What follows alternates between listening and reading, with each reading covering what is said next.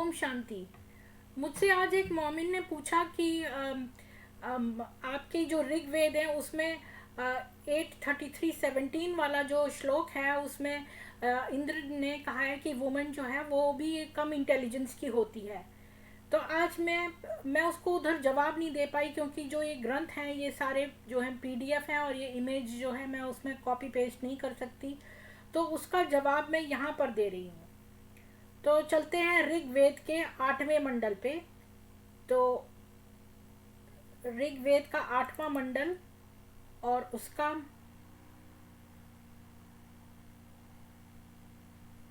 उसका जो श्लोक है मैंने ऑलरेडी यहाँ पर निकाला हुआ है।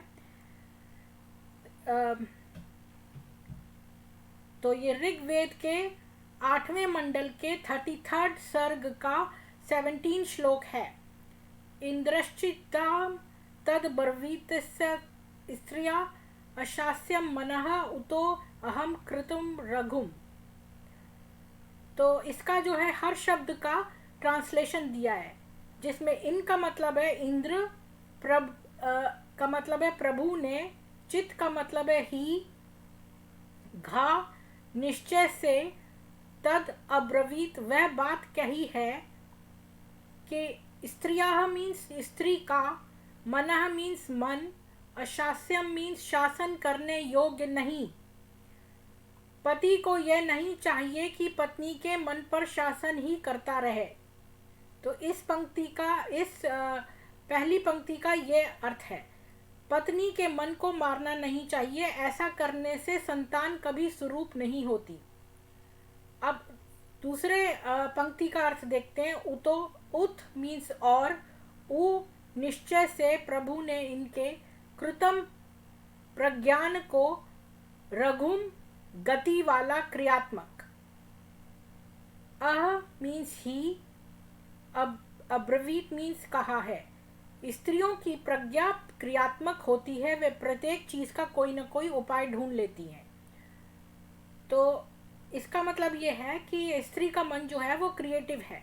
भावार्थ ये है इस पूरे श्लोक का कि एक उत्तम पति को पत्नी का मन मारना नहीं चाहिए, उसे यह भी समझ लेना चाहिए कि इनकी बुद्धि क्रियात्मक होती है,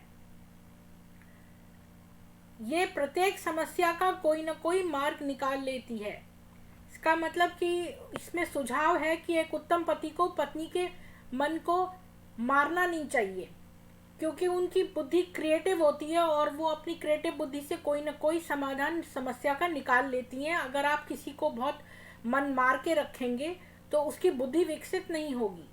तो उसकी हर एक व्यक्ति की अपनी ओन इंटेलिजेंस होती है, तो उसको इंटेलिजेंस को कर्ब नहीं करना चाहिए कि आप जैसे इस्लाम में मजहब से स्त्रियों को इतना दबा दबा के रखा गया है और हर व्यक्ति को प्रश्न करने की इजाज़त नहीं है। जो प्रश्न पूछता है उसे कहते हैं तुम्हारे दिमाग में शैतान आ गया है। पर जो वेद हैं और जो हमारे सनातन धर्म के जो ये रीति है कि आप प्रश्न पूछना एक इंटेलिजेंस का चिन्ह होता है। तो आप प्रश्न सारी हमारे जो ग्रंथ हैं वो सब प्रश्न उत्तर के रूप में दिए गए हैं, बहुत सारे ग्रंथ।